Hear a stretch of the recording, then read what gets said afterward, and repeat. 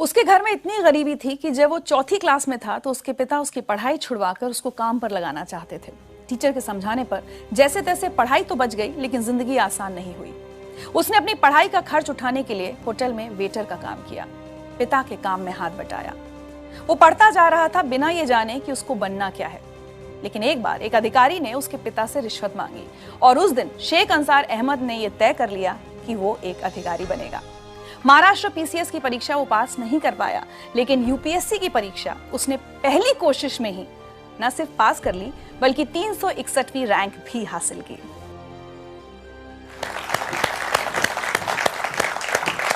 बहुत बहुत बहुत स्वागत है आपका जिंदगी लाइव में। मुझे बहुत अच्छा लग रहा है इतने यंग ऑफिसर को अपने सामने देखकर। चाहूंगी कि आप सबको बताएं कि किस उम्र में आपने यूपीएससी की परीक्षा क्लियर की है। मैं 21 साल का था तब मेरा रिजल्ट आया था। 21 साल की उम्र में मैंने एग्जाम क्लियर की थी। And you been one of the youngest? जी। वाह।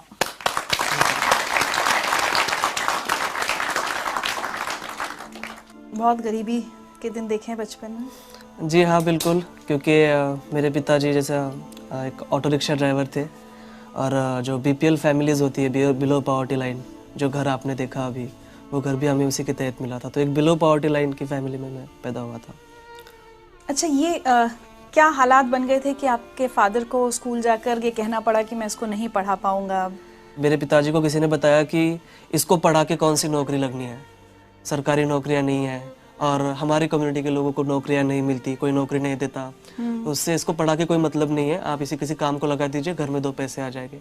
एक मैसेज सुनवाते हैं आपको। जब उसके पिताजी स्कूल में आए तो वो बोले उसका नाम निकालने का है, अब उसको स्कूल में नहीं रखने का। फिर मैंने बोला क्या करेंगे, फिर उसका वो क्या करेगा? तो उसको कुछ तो भी काम धंधा दे के काम करेगा। तो मैंने बोला ये अच्छा नहीं, और वो जहाँ तक पढ़ना चाहे उसको पढ़ने दो। इन्हीं की वजह से एक्चुअली मैं आज यहाँ तक पहुँचा हूँ। अगर ये मेरे पिताजी को नहीं बताते तो शायद मैं कहीं रिक्शा चला रहा होता। आपकी अम्मी भी खेत में मजदूरी करती थी घर का खर्च चलाने के लिए? जी हाँ, बिल्कुल। घर का खर्च, और मैं जब पुणे में पढ़ाई कर रहा था तो मेरा भाई भी मुझे पैसे भेज दिया करता था, लेकिन पैसे कभी कभी कम पड़ जाते थे। तो मेरी अम्मी खेत में काम करती थी, लैंड लेबर, तो वो भी उसकी जो कुछ सेविंग होती थी वो मुझे भेज देती थी। चलिए आपके लिए एक और मैसेज। पर आंसर ने पहले पास से रात का भी चिड़चिड़ाक लगा के पढ़ाई करता गया। सो जा बोले होंगे तो नहीं तुम सो जाओ, दिन कभी कभी दिन निकल जाना उसको। जो पहले पास से पहली से एक नंबर 1 आते गया तो आखिर तक नंबर 1 ही आया उसका। उसकी पढ़ाई को हमने कोई कमी नहीं आने दी, घर के परस्ती बताई नहीं हमने उसको कभी।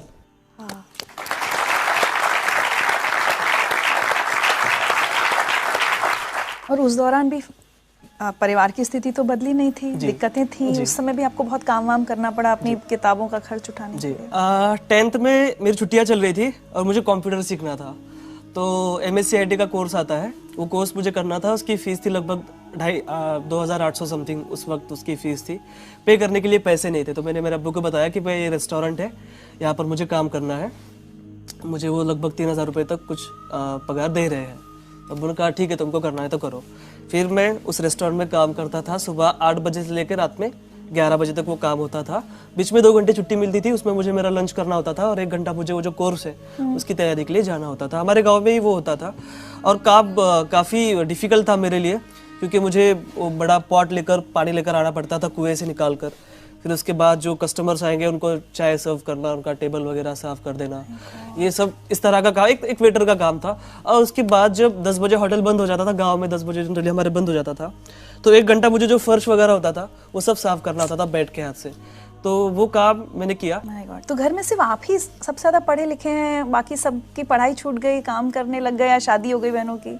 जी, घर में नहीं, पूरी जनरेशन का मैं फर्स्ट ग्रेजुएट हूँ। हमारे पूरी जनरेशन में कोई पढ़ा नहीं है, तो घर का मैं अकेला ही सबसे ज़्यादा पढ़ा लिखा हूँ। और बाकी के जो बहनों की शादी हो गई थी जल्दी, और भाई जब 5th स्टैंडर्ड में था तब से वो मेरे माँ बाप के पास काम करता था। एक मैसेज और सुने। जी, मुझे स्कूल में जाना पसंद नहीं था, यानी मुझे इंटरेस्ट नहीं था उसमें पढ़ने के लिए, पढ़ाई के लिए। और मैं एक बार 6वीं में ही फेल हो गया था। तो जब से मैंने स्कूल छोड़ी और मैंने दिल में ठान लिया कि मैं तो इतना होशियार नहीं हूँ, लेकिन मेरा भाई मुझसे भी ज़्यादा होशियार है, इसलिए मैंने स्कूल छोड़ के अपने मामा की तरफ काम के लिए गया। लेकिन इतना मुझे गर्व है कि मेरा भाई मेरे वजह से कुछ ना कुछ आज बन गया। मेरे सक्सेस का बहुत बड़ा क्रेडिट जो है मेरे माता पिता के बाद मेरे भाई को जाता है। क्योंकि देखिए अक्सर ये होता है कि बड़ा भाई छोटे भाई की पढ़ाई के लिए पैसे खर्च करता है, लेकिन यहाँ उल्टा था। छोटा भाई रात दिन मेहनत करके बड़े भाई को पैसे दे रहा था। ये आपसे छोटे हैं? जी। और मैंने 10वीं की छुट्टियों में काम किया, 12वीं की छुट्टियों में काम किया, कॉलेज के फर्स्ट ईयर की छुट्टियों में काम किया, लेकिन लास्ट के 2 साल जो बहुत अहम थे मेरे प्रिपरेशन के, उस वक्त मैंने कहीं कोई जॉब नहीं की। मुझे जो सारे पैसे थे मेरे भाई पूरी डेट के ऊपर मुझे ट्रांसफर कर देता था बैंक में। तो बहुत बड़ी बात थी मेरे लिए। अच्छा एक बात बताइए, कभी आपने अपने अब्बू से शिकायत की कि अब्बू अगर 4th में तब वो नहीं आप मेरे टीचर की बात मानते, अगर मेरी पढ़ाई छूट जाती तो आज मैं IAS ऑफिसर नहीं होता? मैंने कभी मेरे अब्बू से कोई शिकायत नहीं की है। कोई गरीब नहीं चाहता कि उसका बेटा कभी ना पढ़े, कहीं मोल मजदूरी करे चाइल्ड लेबर के तौर पर, कोई बाप नहीं चाहता, लेकिन वो मजबूरियाँ थी उनकी। सो मैं बहुत रिस्पेक्ट करता हूँ मेरे पेरेंट्स की। आज तो वो बहुत फख्र महसूस करते होंगे आपके ऊपर। जी जी जी। एक मैसेज और आया आपके लिए। 12वीं में उसको 100 पाव के 100 मार्क मिले, आर्ट्स में वो भी, तो मास्टर लोग मुझे वहाँ बुलाए, बाहर वाले कॉलेज में मेरा सत्कार रखे, मेरा स्वागत करे, मेरे को बुलाए। फिर मेरे और छाती ऐसी धड़कने को लगी कि मैंने बोला आप कुछ तो भी मेरा बच्चा बनने के काम का हो गया, कुछ तो भी है मेरे में ताकत। वो हिसाब से फिर मैं करते गया। फिर बाद में बोला अपने को जो घर भी बेचना पड़ा और दुकान भी बेचना पड़ी और गाड़ी भी बेचना पड़ी तो भी बेच डालेंगे, अपन अपने बच्चों को पढ़ाएंगे। उन्होंने मुझे पूछे कि आपका बच्चा क्या बना, तो मैं बोला सर मुझे वो भी नहीं मालूम, मेरे को इतना मालूम है कि मेरा बच्चा कोई ऑफिसर बनने वाला है। ये बताइए, अब ये सब हालात हो गए, उसके बाद ग्रेजुएशन, और दिमाग में ये कब आया कि मुझे UPSC, मतलब गांव में जैसे आप पले बढ़े, आपको पता भी नहीं होगा कि UPSC की परीक्षा भी कुछ होती है, तो ये सफर तक कैसे पहुंचे? हमको एक घरकुल योजना मिली थी BPL फैमिली के तहत। तो मेरे पिताजी तहसील ऑफिस में उसका चेक लाने के लिए गए थे। वहाँ के ऑफिसर ने कहा कि देखो अगर आप मुझे 10% देते हो, 30,000 हमको तब मिल रहे थे, 10% अगर आप देते हो इसका 3,000 रुपये, तो मैं आपको अभी चेक आपका सैंक्शन करा दूंगा फास्ट इमीडिएटली। ऐसे हालात में 3,000 रुपये की रिश्वत उन्होंने उस ऑफिसर को दे दी। तब उस वक्त मुझे रियलाइज़ हुआ कि करप्शन के सबसे बड़े शिकार हम जैसे गरीब लोग होते हैं। फिर 10th की छुट्टियों में हमारे एक क्लास टीचर थे मापारी सर, वो ब्लॉक एजुकेशन ऑफिसर बने, महाराष्ट्र पब्लिक सर्विस कमीशन के MPSC के जो स्टेट का एग्जाम होता है वो क्लियर करके ऑफिसर बन गए। उनका मैंने पेपर में नाम पढ़ा, फिर उनको मैं जाकर मिला, मैंने कहा सर आप ऑफिसर बन गए और मुझे भी ऑफिसर बनना है, कैसे बनते मुझे प्लीज़ बताइए। फिर उन्होंने मुझे MPSC के बारे में बताया। फिर मैं जब कॉलेज में गया 10वीं पास करके, वहाँ पर हमारे एक टीचर थे जो वो भी तैयारी कर रहे थे UPSC की। मैंने उनसे MPSC के बारे में पूछा और फ्लो में उन्होंने मुझे UPSC के बारे में बता दिया कि ये भी बड़ा, उससे बड़ा एग्जाम होता है, इसमें से IAS बन सकते हो, कलेक्टर बन सकते हो। सपने देखने के लिए कौन से पैसे देने, और मेरे पास हारने के लिए कुछ था ही नहीं। तो मैंने कहा चलो बड़ा गैम्बल खेलते हैं, मैं अब UPSC की तैयारी करूंगा। अंसर, कभी जब तैयारी कर रहे थे UPSC की, उस दौरान भी तो ये फेज आया होगा कभी कि ये प्रेशर बने कि अब छोड़ो, इसमें तो पता नहीं होगा या नहीं होगा, कोई छोटी मोटी नौकरी कर लेते हैं, कम से कम अब्बू अम्मी का हाथ बटाएं, ये प्रेशर था आपके ऊपर? जी बिल्कुल था। बहुत बार ऐसा लगता था कि कंपटीशन देखे 5-5.5 लाख बच्चे एग्जाम देते हैं, तैयारी करने वाले तो उससे भी ज़्यादा है। लेकिन बाद में खुद से मैं पूछता था कि ठीक है, मैं ये नहीं करूँगा तो क्या करूँगा, छोटी मोटी कहीं नौकरी कर लूँगा, उसमें मैं सेटिस्फाइड नहीं रह पाऊँगा, मुझे बड़ा करना है कुछ तो। और मैं पढ़ाई भी नहीं छोड़ सकता था, क्योंकि देखिए मेरे सामने 2 ही ऑप्शन थे, डू और डाई। इसमें मुझे करना ही था, और वही रीज़न है कि मैं इतनी फर्स्ट अटेम्प्ट में 21वीं साल की उम्र में ये क्लियर किया, क्योंकि मेरे पास दूसरा कोई ऑप्शन नहीं था। एक मैसेज और है आपके लिए। जब UPSC मेंस का रिजल्ट लगा उस दिन मैंने तुझे कॉल किया था और मैंने तुझे सबसे पहले बताया कि तू पास हो गया है।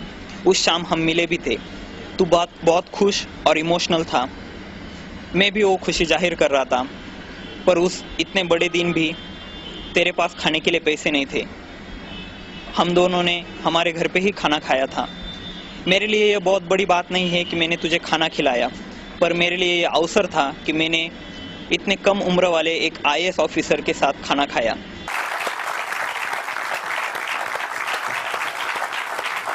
19 फरवरी के दिन मैं लाइब्रेरी में बैठा पढ़ाई कर रहा था और मुझे इसका फ़ोन आया। तो कहा अंसार UPSC का रिजल्ट आ गया। मैंने कहा माय गॉड, मेरे वहाँ पर हार्ट बीट बढ़ गए। मैं समझ में नहीं आ रहा था मैं क्या करूँ। उसने कहा तेरा रोल नंबर बता। मैंने कहा ले लो भाई। मैंने उसको मेरा रोल नंबर भेजा और उसने मुझे कॉल करके बताया कि कॉन्ग्रेचुलेशंस, तुम पास हो गए हो। मैं आपको बता नहीं सकता कि वो खुशी क्या थी। मुझे ऐसा लग रहा था कि मैं सातवें आसमान पर हूँ, मेरे पैर ज़मीन पर ही थे, लेकिन मैं बहुत ज़्यादा खुश था।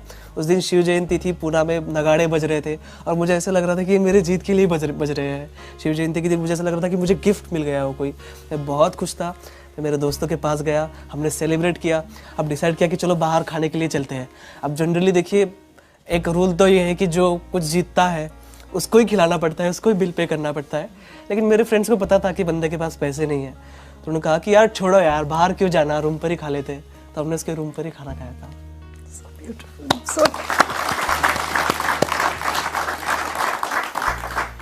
मेरे पास सच्ची आज शब्द नहीं, आपकी बातें सुनकर कितनी खुशी हो रही है कि एक बच्चा कहाँ से कहाँ पहुँचा है और अब जल्द ही आपकी नौकरी की शुरुआत होने वाली है। आपको लगता है अंसार, आप जहाँ से आए हैं, आपका जो बैकग्राउंड है, क्या वो आपको एक अलग ऑफिसर बनाएंगी? मैं ये सोचता हूँ कि मेरे लाइफ में मैंने जो फेस किया है वो किसी और को फेस ना करना पड़े। तो जाहिर सी बात है कि मैं एक अच्छा ऑफिसर बन पाऊंगा। मेरे साथ वो मोटिवेशन रहेगा। जब भी मैं किसी बच्चे को कोई काम करते हुए देखूंगा तो मुझे वो फीलिंग आएगा कि कुछ साल पहले मैं भी ऐसा काम कर रहा था और मुझे बहुत बुरा लगता था जब मैं किसी को चाय सर्व करता था या किसी का टेबल साफ़ करता था। तो वो फीलिंग आएंगी और मैं उसके लिए काम करूँगा। तो मुझे लगता है कि मैं एक अच्छा ऑफिसर बन पाऊँगा just because of my background. आज अगर पीछे मुड़ के देखते हैं और अपनी ज़िंदगी की कोई एक चीज़ बदलना चाहें तो क्या होगा? मेरी ज़िंदगी की, मैं चाहूँगा कि मेरा बचपन फिर से आ जाए और मेरे पिताजी उसमें IAS हो। सो जैस मुझे तो जब मुझे कोई यूनिफॉर्म ना मिला हो या कोई किताब ना मिली हो तो वो मुझे मिल जाए। कोई एक मैसेज जो आप सब लोगों को, और सिर्फ जो यहाँ बैठे हैं वो नहीं, जो बहुत सारे लोग टेलीविजन पर आपको देख रहे हैं और उसमें से बहुत सारे IAS की तैयारी कर रहे होंगे, उनको क्या मैसेज देना चाहेंगे? जी, मैं उनको यही मैसेज देना चाहूँगा, एक रिक्शा चलाने वाले का लड़का अगर IAS बन सकता है, जिसने अपनी लाइफ में सारे ऑड्स देखे हो, तो मुझे ऐसा लगता है कि हमारे देश का कोई भी बच्चा, और गरीब से गरीब बच्चा भी, और किसी भी मजहब का बच्चा IAS बन सकता है। आप सभी को मेरी बहुत बहुत शुभकामनाएं।